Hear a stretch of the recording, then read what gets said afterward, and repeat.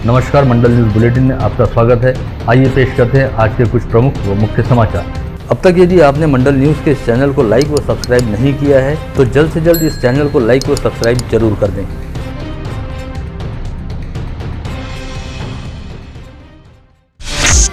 अभी पिछले सप्ताह ही राहटगांव के निकट जीवन प्राधिकरण की सिंभूरा से अमरावती तक पानी पहुंचाने वाली मुख्य पाइपलाइन में लीकेज हुआ था, जिसकी वजह से करीब 4 से 5 दिनों तक अमरावती व बडनेरा शहर में जलापूर्ति पूरी तरह से ठप रही और जारी सप्ताह में सोमवार से जैसे तैसे शहर के अलग अलग इलाकों में पहले की तरह एक एक दिन की आड़ में जलापूर्ति करनी शुरू की गई। वहीं अब आज जीवन प्राधिकरण द्वारा एक बार फिर जानकारी दी गई है कि राहटगांव के निकट नेर पिंगलाई से जल शुद्धिकरण केंद्र तक पानी पहुंचाने वाली मुख्य पाइपलाइन में राहटगांव के निकट लीकेज हो गया है। ऐसे में आज 10 जून को दोपहर बाद होने वाली जलापूर्ति बंद रही। साथ ही साथ 11 व 12 जून को भी अमरावती व बडनेरा शहर में जलापूर्ति नहीं की जा सकेगी। इसके बाद पाइपलाइन में हुए लीकेज की दुरुस्ती करने के बाद जलापूर्ति शुरू की जा सकेगी। ऐसे में जाहिर है कि अभी पिछले सप्ताह ही पानी की भीषण किल्लत से जूझ चुके अमरावती शहर में अब एक बार फिर पानी को लेकर जबरदस्त हाहाकार मचने जा रहा है। विगत दिनों मुख्यमंत्री उद्धव ठाकरे ने औरंगाबाद की जनसभा में राणा दंपति पर कटाक्ष करते हुए उन्हें कश्मीर जाकर हनुमान चालीसा का पाठ करने की चुनौती दी थी, जिसे राणा दंपति द्वारा सशर्त स्वीकार करते हुए कहा गया कि वे कश्मीर जाकर हनुमान चालीसा का पाठ करने हेतु कभी भी तैयार हैं, लेकिन इससे पहले सीएम उद्धव ठाकरे ने अपने आवास मातोश्री बंगले में हनुमान चालीसा का पाठ करवाना चाहिए। जिस दिन सीएम उद्धव ठाकरे अपने घर के सामने हनुमान चालीसा का पाठ करेंगे, उसी दिन हम भी कश्मीर जाकर हनुमान चालीसा का पाठ करने की तारीख घोषित कर देंगे। आज राज्यसभा की 6 सीटों हेतु विधान भवन में मतदान की प्रक्रिया पूर्ण कराएगी, जिसके लिए सीएम उद्धव ठाकरे को हमेशा ही चुनौती देने वाले विधायक रवि राणा भी राज्यसभा चुनाव हेतु मतदान करने विधान भवन में पहुंचे, जिससे पहले उन्होंने 101 बार हनुमान चालीसा का पठन किया। साथ ही कहा कि सीएम उद्धव ठाकरे ने भी हनुमान चालीसा का पाठ जरूर करना चाहिए। राज्यसभा चुनाव को लेकर महाविकास आघाड़ी और भारतीय जनता पार्टी के बीच कांटे की टक्कर दिखाई दी और दोनों ही दल 6वीं सीट पर अपने प्रत्याशी की जीत सुनिश्चित करने हेतु एक एक वोट हासिल करने की जद्दोजहद करने के साथ ही दूसरे पार्टी के वोटों को कम करने का प्रयास करते दिखाई दिए। हालांकि महाविकास आघाड़ी द्वारा छोटे दलों के विधायकों सहित निर्दलीय विधायकों को अपने पाले में कर लिए जाने के चलते आघाड़ी का पलड़ा थोड़ा भारी दिखाई दिया। वहीं दूसरी ओर आघाड़ी के पाले में रहने वाले विधायकों के वोट किस तरह कम किए जा सकते हैं, इसे लेकर भाजपा द्वारा पूरा दिन एड़ी चुटी का जोर लगाया गया। इसके तहत भाजपा द्वारा कांग्रेस की यशोमती ठाकुर व राष्ट्रवादी कांग्रेस के जितेंद्र आव्हाड सहित सुहास कांदे के वोटों को खारिज किए जाने की मांग निर्वाचन अधिकारियों से की गई, परंतु मामले की जांच के बाद निर्वाचन अधिकारियों ने भाजपा की ओर से उठाई गई आपत्तियों को खारिज कर दिया, जिससे महाविकास आघाड़ी को राहत मिलती नजर आई। इस पर भाजपा द्वारा केंद्रीय निर्वाचन आयोग में गुहार लगाई जा सकती है, ऐसा पता चला है। राष्ट्रवादी कांग्रेस पार्टी के 23वें वर्धापन दिवस के उपलक्ष्य में आज राष्ट्रवादी कांग्रेस के प्रदेश उपाध्यक्ष व विभाग समन्वयक संजय खोड़के के राजापेट परिसर स्थित आरसीएन कार्यालय में एक पत्रवार्ता बुलाई गई, जिसमें पार्टी के शहराध्यक्ष प्रशांत डवरे द्वारा राष्ट्रवादी कांग्रेस की शहर कार्यकारिणी की घोषणा करते हुए नवनियुक्त पदाधिकारियों के नाम घोषित किए गए। साथ ही अन्य राजनीतिक दलों से राकापा में शामिल होने वाले नेताओं का भी पार्टी में अधिकृत रूप से प्रवेश कराते हुए उनका स्वागत किया गया। राकापा शहराध्यक्ष प्रशांत डवरे द्वारा घोषित की गई जम्बो कार्यकारिणी में कुल 246 पदाधिकारियों के नामों का समावेश है, जिसके तहत 34 उपाध्यक्ष, 55 महासचिव, 51 सचिव, 39 संगठन सचिव, 11 कार्यकारी सदस्य, 13 निमंत्रित सदस्य, 11 ब्लॉक अध्यक्ष, 26 प्रभाग प्रमुख, 3 प्रवक्ता, 1 प्रसिद्धि प्रमुख, 1 कार्यालयीन सचिव व 1 कार्यालयीन सहसचिव के नामों की घोषणा की गई है। आणि जयरोज सर आहे, परंतु काही सपनाताई ठाकूर या मागील माजी नगरसेविका या मागच्या पंचवार्षिकमध्ये कार्य करत होत्या, त्या सुद्धा आमच्या पार्टीमध्ये समाविष्ट झाल्या आहेत। त्यांची सुद्धा आपण शहर राष्ट्रवादीच्या उपाध्यक्षपदी निवड केलेली आहे। मी त्यांचं या ठिकाणी विशेष स्वागत करतो। त्याचप्रमाणे मंगेशजी मनोहरे हे सुद्धा माजी नगरसेवक आहेत, त्यांना सुद्धा आपण या ठिकाणी शहर कार्यकारिणीमध्ये उपाध्यक्ष म्हणून स्थान दिलेलं आहे, त्यांचं सुद्धा मी स्वागत करतो। आणि महत्त्वाचे नेते आदरणीय रतनराजे डेंडुले हे सुद्धा आपल्या शहरातले नेते आहेत, त्यांना सुद्धा आपण शहर कार्यकारिणीमध्ये महत्त्वाचं स्थान आहे, त्यांचं या ठिकाणी स्वागत करतो। आणि आपण सर्वांना आपण कार्यकारिणी ते दिलेली आहे। राकापा के 23वें स्थापना दिवस पर आयोजित कार्यक्रम के दौरान अब तक कांग्रेस में रहे पूर्व पार्षद रतन डेंडुले, युवा स्वाभिमान की पूर्व पार्षद सपना ठाकुर तथा संजय गांधी नगर के पूर्व निर्दलीय पार्षद मंगेश मनोहरे ने राकापा में अधिकृत तौर पर प्रवेश कर लिया। इनके साथ ही पार्टी में प्रवेश करने वाले अन्य लोगों को राष्ट्रवादी कांग्रेस की शहर कार्यकारिणी में अलग अलग पदों पर पदाधिकारी भी बनाया गया है। खास बात यह रही कि इससे पहले राकांपा के शहराध्यक्ष प्रशांत डवरे भी अमरावती मनपा में कांग्रेस की टिकट पर पार्षद निर्वाचित हुए थे और उन्होंने अपना कार्यकाल खत्म होने से पहले पाला बदलकर कांग्रेस छोड़ते हुए राष्ट्रवादी कांग्रेस में प्रवेश किया था, जिसके बाद उन्हें राष्ट्रवादी कांग्रेस का शहराध्यक्ष नियुक्त किया गया था। वहीं अब कांग्रेस से वास्ता रखने वाले पूर्व पार्षद रतन डेंडुले, नीलिमा ठाकरे व मंजूश्री महले ने भी कांग्रेस छोड़कर राष्ट्रवादी में प्रवेश कर लिया है। इसके साथ ही कांग्रेस से राष्ट्रवादी कांग्रेस में आने वाले पूर्व पार्षदों की संख्या 4 हो गई है। वहीं अब तक युवा स्वाभिमान पार्टी से पार्षद रही सपना ठाकुर ने भी राष्ट्रवादी कांग्रेस में प्रवेश कर लिया है। इसके अलावा संजय गांधी नगर से निर्दलीय पार्षद रह चुके मंगेश मनोहरे भी अब राष्ट्रवादी कांग्रेस में आ गए। मंगेश मनोहरे विगत कुछ समय से युवा स्वाभिमान पार्टी से नजदीकी साधते दिखाई दे रहे थे। विगत कुछ दिनों से शहर सहित जिले में एक बार फिर कोविड संक्रमित मरीज मिलने का सिलसिला शुरू हो गया है और धीरे धीरे एक्टिव पॉजिटिव मरीजों की संख्या बढ़ने लगी है। बीते 24 घंटे के दौरान जिले में 3 लोग कोविड संक्रमित पाए गए। इसके साथ ही जिले में एक्टिव पॉजिटिव मरीजों की संख्या बढ़कर 8 हो गई है। इसमें मनपा क्षेत्र के 4 तथा ग्रामीण क्षेत्र के 4 मरीजों का समावेश है। इन सभी मरीजों को होम आइसोलेशन में रखा गया है और इस समय कोविड अस्पताल में कोई एक्टिव पॉजिटिव मरीज भर्ती नहीं है। विगत 24 घंटे के दौरान कुल 192 लोगों के थ्रोट स्वैब सैंपलों की जाँच की, जिसमें से 0.64% की टेस्ट रिपोर्ट पॉजिटिव आई है।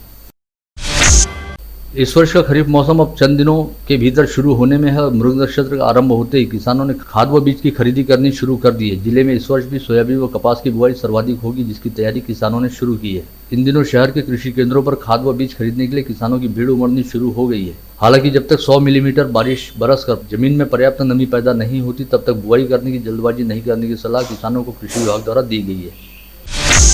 इस वर्ष का नया शैक्षणिक सत्र शुरू होने में अब केवल 16 दिन का समय शेष है और 27 जून से नए शैक्षणिक सत्र का आगाज होने जा रहा है, जिससे वक्त रहते शैक्षणिक साहित्य खरीदी के लिए पालकों की भागम भाग हो रही है। हालांकि इस वर्ष शिक्षा साहित्य पर महंगाई का साया मंडराता दिखाई दे रहा है और विगत वर्ष की तुलना में इस वर्ष शिक्षा साहित्य के दाम में 15% से अधिक वृद्धि हो गई है।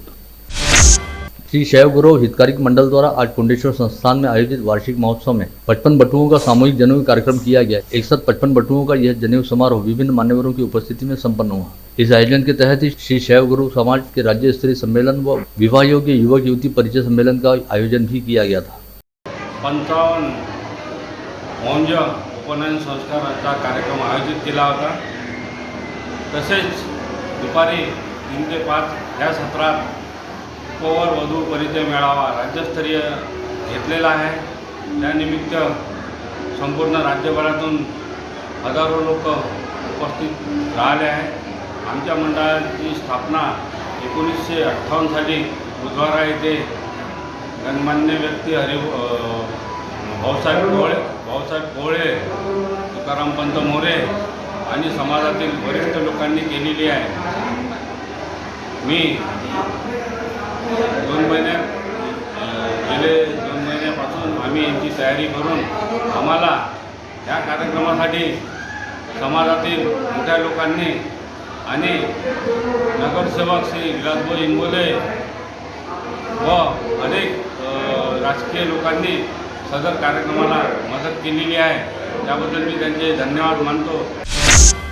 एमआर यूनियन के आज से शुरू हुए राज्य अधिवेशन का उद्घाटन सीटू के राष्ट्रीय उपाध्यक्ष व महाराष्ट्र प्रदेशाध्यक्ष डीएल कराड़ के हाथों किया गया। इस समय डीएल कराड़ ने केंद्र सरकार द्वारा लागू 4 कामगार विरोधी कानूनों के खिलाफ तीव्र जन आंदोलन करने का आह्वान किया।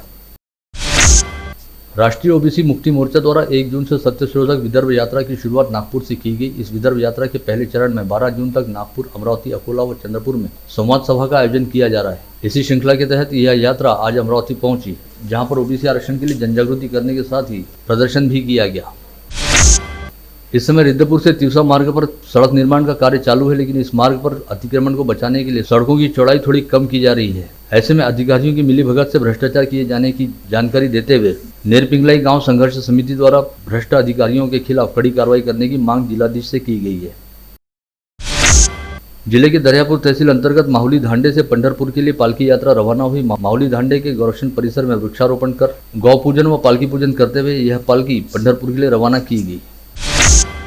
प्रहार जनशक्ति पार्टी के महानगर प्रमुख बंटी रामटे के द्वारा आज अलीमनगर निवासी इमराउद्दीन बुराउद्दीन तथा अहमदनगर निवासी गौतम बागड़े नामक 2 दिव्यांगों को ई मोटरसाइकिल उपलब्ध कराकर उनके सामने रोजगार का नया आयाम निर्माण किया गया।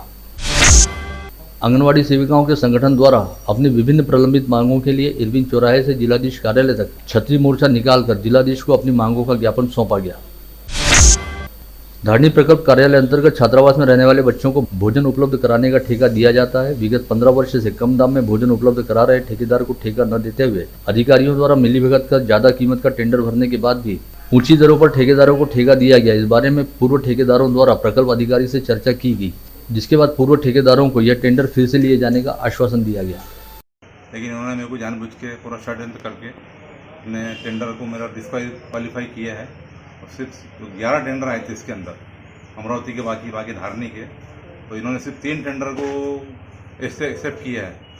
इन्हें पूरा इनकी रिंग बन गई है, रिंग बना के इन्होंने काम लिए है और बाकी 7 टेंडर इन्होंने रिजेक्ट कर दिए, कोई कारण ना होते हुए। मैंने पूरे डॉक्यूमेंट भी सब जोड़ा है उसके अंदर, पूरे डॉक्यूमेंट मेरे ओके है। 15 साल से मैं पिछले 15 साल से काम कर रहा हूँ और मैं धारनी का रहवासी हूँ। यहाँ मैंने काम भी अच्छा किया, सेवा अच्छी दिया हूँ और मैं बहुत साल से काम करता हूँ यहाँ पर। लेकिन इसके बाद भी ये मेरे को डिस्क्वालीफाई कर रहे हैं। ये बोल रहे हैं कि तुम धारनी में काम नहीं कर सकते, सिर्फ अमरावती में तुम्हारी जो संस्था है सिर्फ तुम अमरावती में काम कर सकते हैं।